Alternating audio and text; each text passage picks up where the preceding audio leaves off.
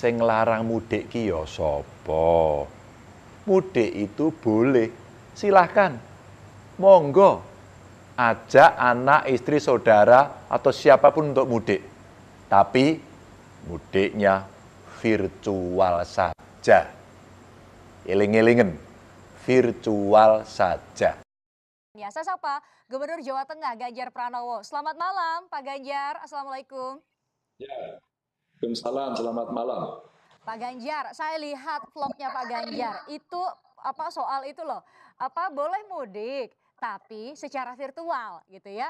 Sekarang kan kalau bisa dibilang bahwa ini tahun kedua ya Pak Ganjar ya, kita ngajak semua yang merayakan Lebaran harus bersabar di rumah saja. Tapi bagi kita kan tidak hanya ritus keagamaan ya Pak Ganjar ya, ini menjadi ritus sosial, ritus kebudayaan, bahasa Pak Ganjar ini adalah tradisi. Nah, bagaimana kemudian Pak Ganjar mengkomunikasikan ini kepada warga di Jawa Tengah, mungkin followers Pak Ganjar di media sosial, seperti apa Pak? Iya Mbak, karena kita itu narasi tunggalnya adalah dilarang mudik. Kalau narasi tunggalnya dilarang mudik, lalu solusi kita apa? Kalau narasinya dilarang mudik, titik, maka tidak ada harapan apapun buat mereka. Maka pikiran mereka adalah negatif. Maka saya sampaikan, boleh mudik silakan, tapi virtual. Dan saya sampaikan ini kepada publik agar kita bisa kok ngomong secara virtual. Ada solusinya, meskipun virtual, meskipun tidak puas, meskipun tadi tidak hanya cerita soal agama, tapi ada ritual, kebudayaan, relasi sosial, dan kemanusiaan. Nah, saya sampaikan demikian karena tahun lalu saya melakukan ini. Dan tahun ini kita akan lakukan. Dan akhirnya banyak kawan-kawan, bupati, wali kota, kelompok masyarakat besok juga akan melakukan hal yang sama. Artinya masyarakat mesti kita ajak untuk berpindah. Bahwa oke, kita tidak mudik, tapi kita bisa komunikasi tetap saja. Kita punya kok cara-cara kreatif begitu. Dan kita bisa saling menghibur. Kemarin di acara May Day, Mbak, saya lakukan hal yang sama. Pak, kita mau demo. Jangan demo, sampaikan aja baik-baik. Karena apa? Kalau demo kerumunan, nanti rame lagi, kita nggak enak. Yuk kita virtual. Saya buat acara virtual, kita kasih gift, kita kasih door prize. Ternyata, Pak, besok lagi kayak gini aja deh Pak, lebih enak. Ngomongnya langsung, bisa bicara dapat hadiah lagi. Maksud saya, kita harus memberikan insentif kepada yang lain bahwa satu, kita bisa secara virtual, dua, kita bisa mengingatkan bahayanya kalau mudik, dan hari ini 4.123 kalau nggak salah ya, terjadi penularan COVID. Di Jawa Tengah ada 28, kami cek sampai dengan hari Minggu kemarin. Artinya apa? Ini berbahaya. Maka kita ceritakanlah narasi-narasi yang saya sampaikan di YouTube dan di medsos saya begitu, Mbak. Pak Ganjar, sampai saya lihat di media sosial Pak Ganjar itu sampai ke titik-titik penyekatan, memantau betul bagaimana petugas mengawasi supaya jangan ada yang keluar atau masuk dari Jawa Tengah kemudian membawa virus COVID-19. Pesan apa yang mau Pak Ganjar sampaikan sampai seorang gubernur mau sampai ke titik penyekatan? Apa maknanya? Enggak, biasa saja. Makna pertama ya tanggung jawab, begitu kan. Ini narasinya kan tunggal. Ada keputusan nasional yang mengatakan dilarang mudik. Lalu ada teknis yang mesti kita laksanakan.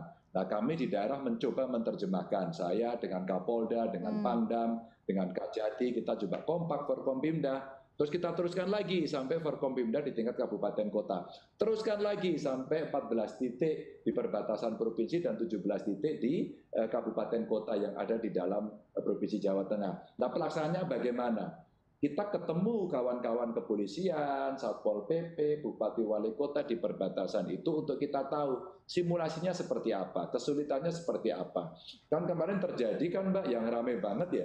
Ternyata pengendara sepeda motor itu desainnya sama, mereka datang bareng-bareng, terus kemudian dia gaspol, melawan. Nah, cerita melawan, terus kemudian menjebol barikade, itu kan cerita tidak tertib. Nah, cerita tidak tertib ini kan mesti diantisipasi. Apa iya sih bangsa kita seperti ini? Apa iya sih 1 tahun lebih kita menghadapi pandemi ini tidak belajar sama sekali? Kami contohkan kok Mbak sebelumnya. Di Pati pulang dari mudik, membuat acara di rumah, tetangganya diundang 38 ketularan. Hari ini fresh from the oven saya sampaikan ABK yang membawa raw sugar di Cilacap dari Filipina dan barangnya itu dari India, 1 meninggal. Apa artinya? Artinya ini serius. Kalaulah kemudian kita kasih contoh seperti India, seperti Malaysia, Singapura juga terjadi kenaikan, apa iya kita tidak bisa tertib? Maka di perbatasan kita sampaikan dukungan, kita cek betul, terus kemudian dari provinsi komunikasi sama kepolisian apa yang dibutuhkan. Pak, tolong bantu antigen, siapkan antigen. Lalu bagaimana simulasinya? Dengan kendaraan barang, logistik, dengan penumpang roda 2, dengan mobil box, travel gelap, terus semuanya, itu jalurnya gimana? Kepolisian langsung set keluar semuanya, cara-cara metode yang paling baik. Nah, kami lakukan itu. Lalu kita udah berpikir, Mbak, seperti tahun lalu. Karena apa? Pasti akan cari jalan tikus, jalan jangkrik, jalan semut, apapun namanya, mereka akan mencari. Nah, bagaimana persiapan kita? Ternyata, asumsi yang kita bangun, Pak Ganjar pasti jebol. Jebolnya gimana? Mereka diputar balik, mereka akan cari tempat lain. Oke, tempat lainnya di mana? Tempat-tempat lain yang punya potensi untuk mereka bisa lewat itulah kemudian kita jaga. Kalau toh itu masih bobol, apalagi yang dilakukan? Itu yang saya sampaikan kemarin di IG saya, di medsos saya, Mbak, yang di Banyumas. Ternyata ada kekuatan kita di masyarakat, Joko Tonggo itu diminta. Bupati, wali kota yang sangat aktif itu meminta, tolong kalau ada orang datang ya, yang barusan mudik atau pulang kampung atau nama lain, tolong dilaporkan agar kita bisa ngecek kesehatannya. Maka di Solo atau di Banyumas dilakukan tempat untuk isolasi. Maka kalau sampai bobol berkali-kali sudah kita barikade, terus kemudian mereka masih lolos, nah destinasi terakhir itulah mereka kita tangkap. Bukan kita sakiti, bukan kita apa-apa. Ya kita kasih edukasi, terus kemudian kita isolasi, kita tes.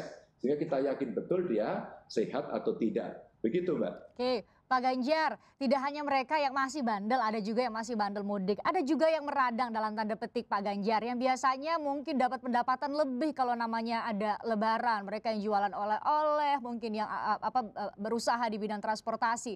Tapi kali ini harus bersabar untuk tidak mendapatkan pendapatan lebih begitu. Pak Ganjar mau bilang apa kepada mereka? Saya minta maaf. Saya minta maaf betul bahwa rezeki yang harusnya didapat hari ini tidak bisa didapat. Tapi kami mencoba sudah 1 tahun ini, kami mencoba mencari jalan keluar. Maka ketika kemudian para sopir yang tidak bisa bekerja, dan ini predictable, karena sebelumnya bisa bekerja, dan kemudian hanya berapa hari ini saja kok sebelum ini kan sudah dibuka. Itu ada kesempatan kita mencari cara lain. Maka Mbak kita gerakan UKM kita. Saya jualan virtual expo, saya jualan lewat IG saya dengan hashtag Lapak Ganjar. Kami membuat parcel dari UKM yang sudah kita latih. Mereka sudah punya satu cara pengepakan bagus, rasanya bagus ya, sudah dikurasi dan kita beli, Mbak. Omsetnya itu untuk mereka membuat parcel saja satu Jawa Tengah sudah 1,8 miliar. Apa artinya? Mereka kita carikan jalan keluar.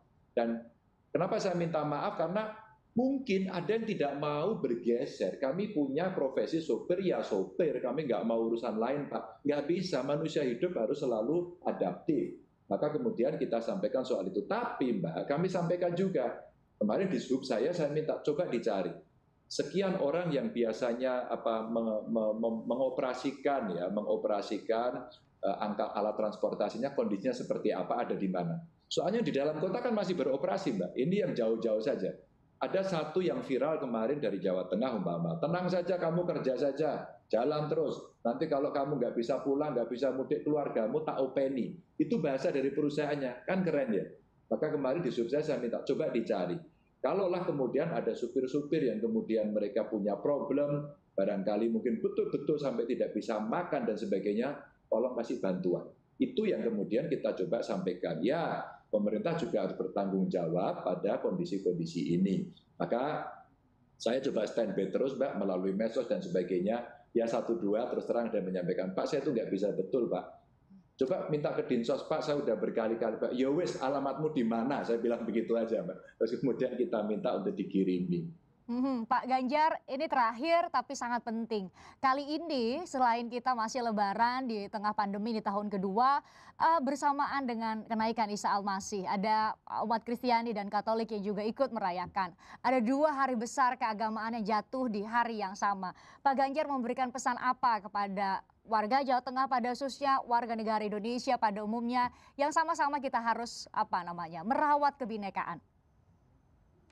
Mbak, Tuhan itu kasih cara. Allah SWT kasih cara dengan luar biasa. yang biasanya kita nggak setuju ini, nggak setuju itu, nggak setuju cara ini, nggak setuju cara itu, tiba-tiba diberikan dalam momentum pakai kalender. Lalu ada dua perayaan agama besar dari Muslim dan Nasrani secara bersama-sama.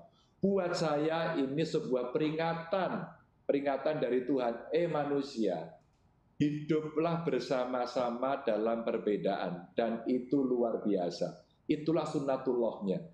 Maka saya merasa Mbak, hati saya itu bergetar begitu ya melihat besok itu perayaannya kita akan menyampaikan salam pada dua umat yang berbeda agama, dan saya membayangkan akan saling memberikan ucapan selamat dalam wajah yang berseri-seri, dalam suasana kebahagiaan dan sukacita yang dirayakan bersama-sama sebagai sesama anak bangsa.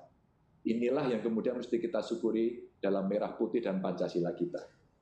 Pak Ganjar, terima kasih sudah menyampaikan pesan sukacita untuk umat Muslim, umat Kristiani yang merayakan Hari Besar Agama di waktu yang bersamaan. Kita Indonesia itu yang Anda sampaikan. Terima kasih Pak Ganjar, selamat bertugas. Salam sehat selalu untuk Pak Ganjar. Terima kasih Mbak, sehat selalu. Dan saudara, usai jeda saya akan berbincang dengan salah seorang warga negara Indonesia. Ia tinggal di Amerika Serikat. Kita akan bertanya cerita lebaran di negara orang di tengah pandemi, jauh dari keluarga. Seperti apa kira-kira? Usai jeda kami hadirkan di Forum Christian.